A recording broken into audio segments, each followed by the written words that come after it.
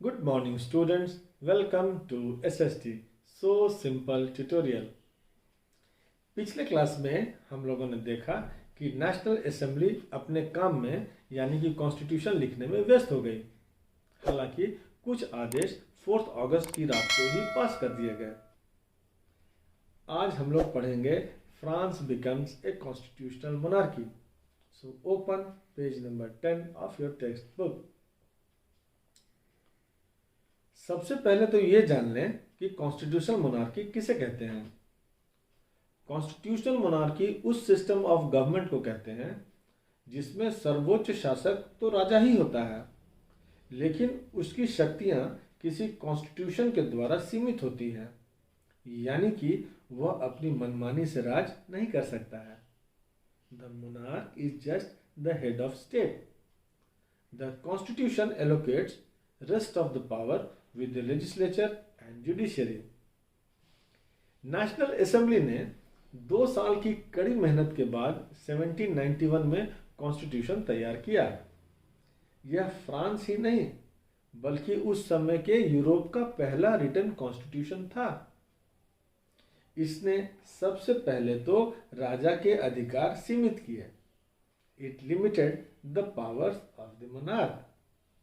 The absolute and arbitrary powers of the king that existed in the old regime were taken away and he was made a constitutional monarch। राजा को सारे powers न दे करके powers को legislature, executive और judiciary में बांट दिया। आप याद कीजिए, मोंटेस्क्यू इसी सेपरेशन ऑफ पावर्स की बात कर रहा था, है ना। The power to make laws was vested in the National Assembly। The total number of members of National Assembly was kept at 745 and the Assembly was indirectly elected। तो law बनाने का अधिकार किसके पास गया? नेशनल असेंबली के पास गया। How was this assembly elected? चलिए देखते हैं। सबसे पहले तो ये समझ लें कि वोटिंग राइट सभी सिटीजन को नहीं मिले। लोगों को एक्टिव सिटीजन और पैसिव सिटीजन में बांट दिया गया और वोट देने का अधिकार सिर्फ एक्टिव सिटीजन को दिया गया। तो एक्टिव सिटीजन किनको माना गया? Only men above 25 years of age who paid taxes equal to 3 days of a labourer's wage, they were given the status of active citizen. मतलब वैसे मेन जिनकी उम्र 25 साल से अधिक थी और कम से कम 3 दिन की मजदूरी टैक्स के रूप में देते थे। बाकी बचे हुए मेन और सभी वीमेन को पैसिव सिटीजन कहा गया। ये एक्टिव सिटीजन सबसे पहले 50,000 इलेक्टर्स को चुनते थे, 50,000। फिर ये चुने हुए इलेक्टर्स असेंबली के 745 मेंबर्स को चुनते थे।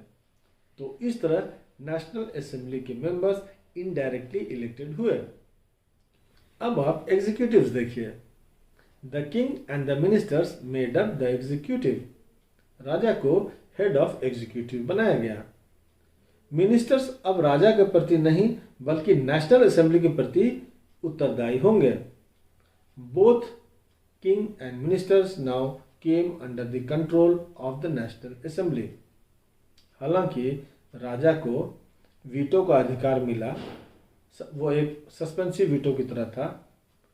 सस्पेंसिव वीटो आप ऐसे समझ लें जैसे हमारे देश में होता है ना कि प्रेसिडेंट किसी बिल को रिकंसिडरेशन के लिए पार्लियामेंट वापस भेज देते हैं, तो ये उनका सस्पेंसिव वीटो का पावर हुआ।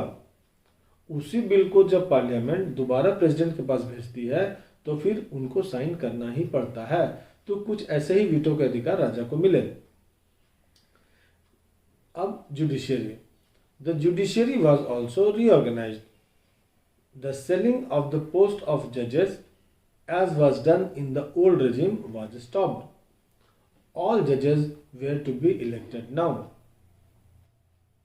The constitution began with the Declaration of Rights of Man and Citizen। You can see source C, page 11, the Declaration of Rights of Man and Citizen। आप इसको एक बार जरूर पढ़ लीजिएगा। It gave some basic rights to all citizens. कुछ rights जैसे right to life, freedom of speech, equality before law, etc. इनको natural और inalienable माना गया।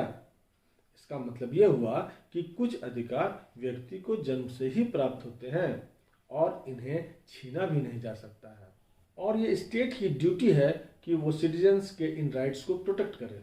अब आप अपने टेक्स्ट बुक में फिगर 8 देखें। यह ले बार्बिए द्वारा बनाया गया इसी डिक्लेरेशन की पेंटिंग है। अब आप पेज नंबर 12 बॉक्स 1 देखिए। Reading political symbols. यहाँ कुछ पॉलिटिकल सिंबल्स दिखाए गए हैं।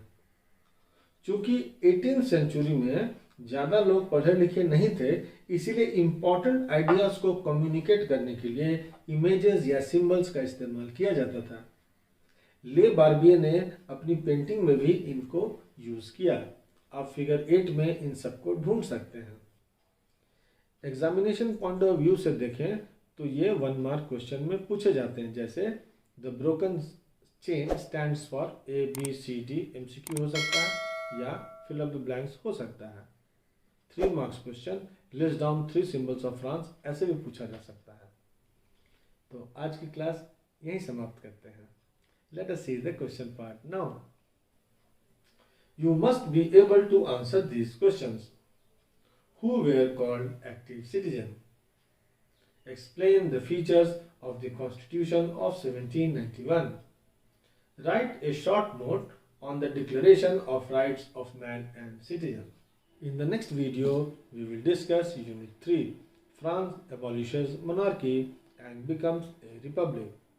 Till then, keep reading and have a nice time. Thank you.